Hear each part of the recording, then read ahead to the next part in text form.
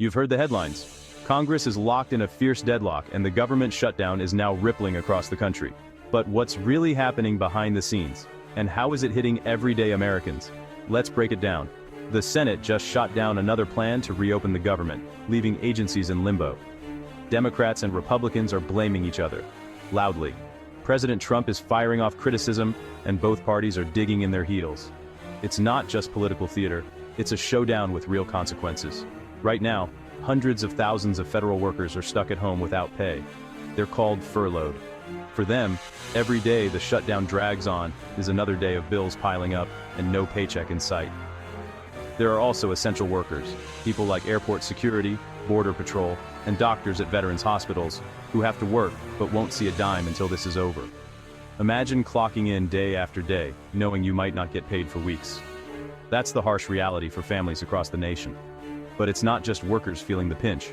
Public services are falling apart. Voice of America broadcasts disrupted. Immigration courts slowed to a crawl.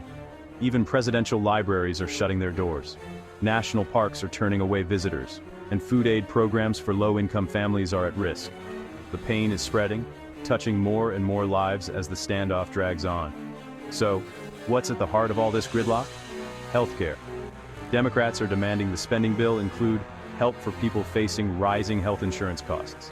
They want to keep subsidies that make insurance affordable for millions under the Affordable Care Act. Without those subsidies, premiums could spike by 20% or more. For a lot of families, that's the difference between having coverage or not. Republicans, backed by President Trump, say no deal. They want a longer-term funding bill without the healthcare provisions. The House abruptly ended its session to block a Democratic vote, making compromise even harder. Both sides accuse each other of playing politics, and the American people are left paying the price. This isn't just a political food fight in Washington, it's a crisis that's disrupting paychecks, services, and security for millions of people. And with no end in sight, the longer this shutdown lasts, the deeper the hurt grows. So, as Congress bickers, Americans wait, caught in the crossfire of a political battle that shows no signs of ending soon. Stay tuned for updates, because this story is far from over.